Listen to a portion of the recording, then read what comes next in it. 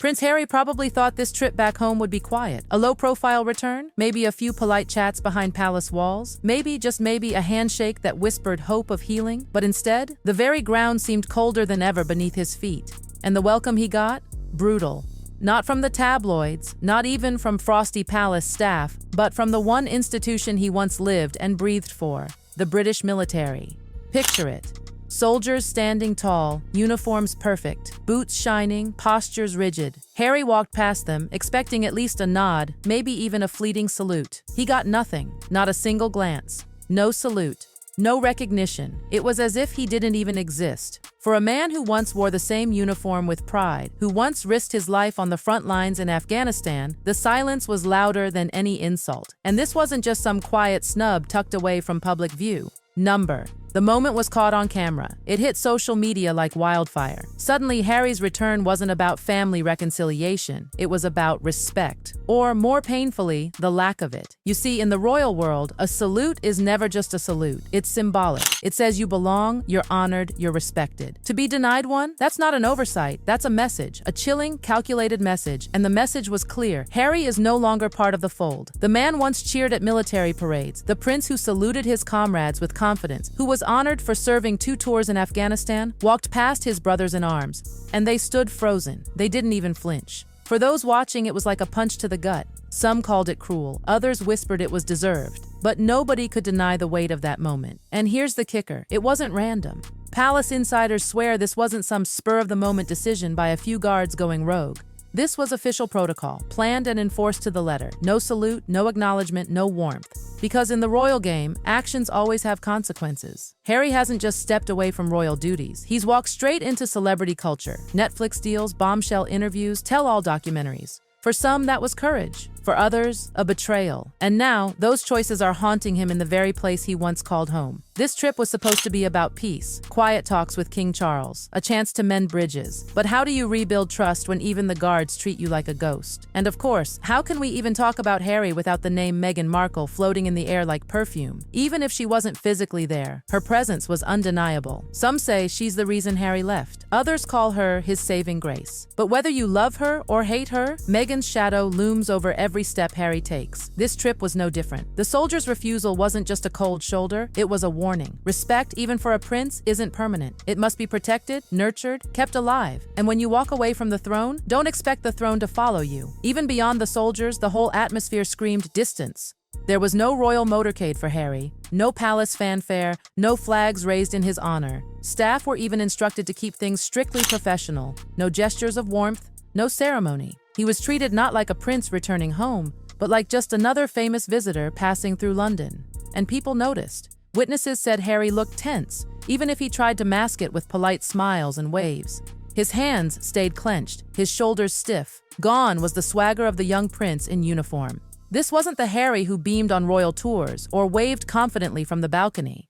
This was a man moving through familiar halls that no longer felt like home. The internet wasted no time. That viral clip of guards refusing to move as Harry walked past? Millions of views. Endless TikToks layered with dramatic music. YouTube breakdowns analyzing each second of silence. Fans fought in the comments. Some defended Harry, claiming the military crossed a line. But the majority? They said this was poetic justice. You turned your back on tradition, and now tradition has turned its back on you. And the harshest part? Harry had hoped, prayed for something else. Maybe a nod from an old comrade, maybe a flicker of recognition. Anything to show he still belonged in some small way. But the military isn't built on sentiment. It's built on protocol. And the protocol said, Harry is invisible. That blackout wasn't about hurt feelings. It wasn't even personal. It was a message from an institution older than Harry, stronger than Harry, and colder than Harry ever expected. No salute, no nod, no recognition, just silence. And silence, in the royal world, roars louder than any scandal. And here's where pride comes crashing into play.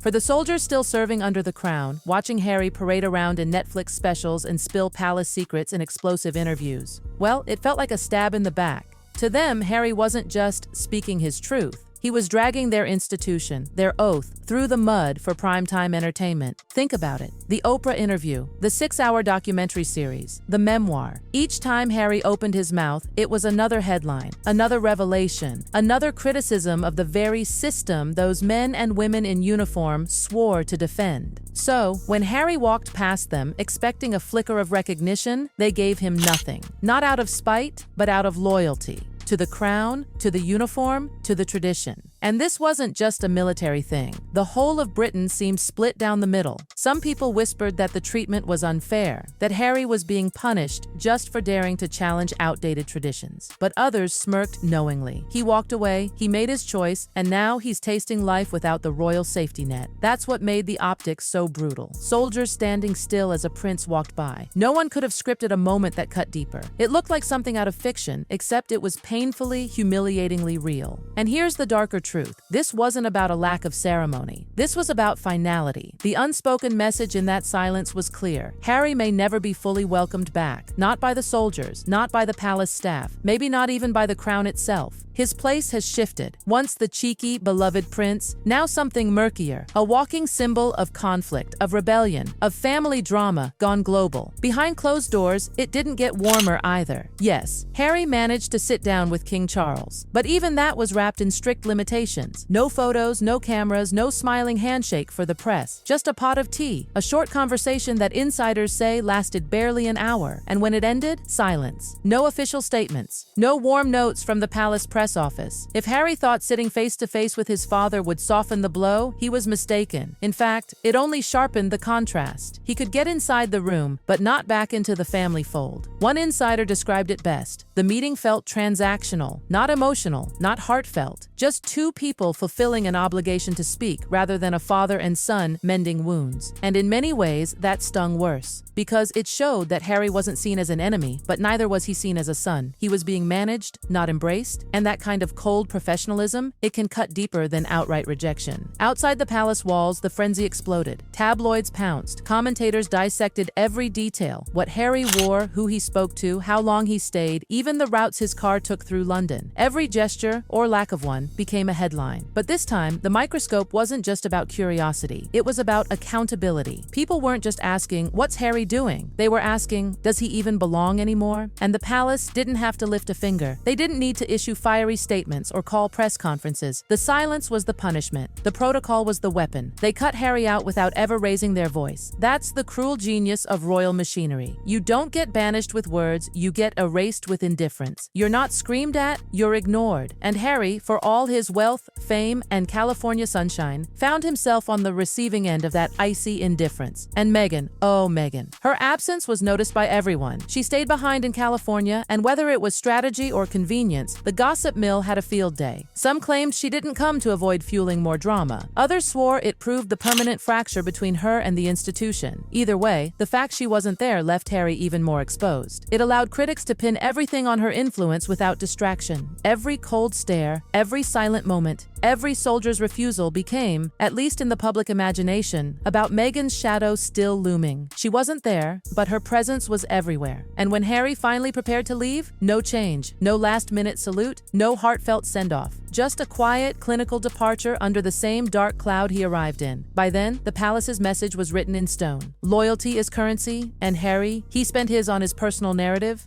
on interviews, documentaries, tell-alls. And once that currency runs out, you can't buy your way back into the fold. The public keeps debating. Is Harry a rebel prince, brave enough to speak truth to power? Or is he a privileged runaway who bit the hand that raised him? The answer depends on who you ask. But one thing nobody can deny, the power of the moment. The power, the silent guards, the stillness, the palace's cold neutrality.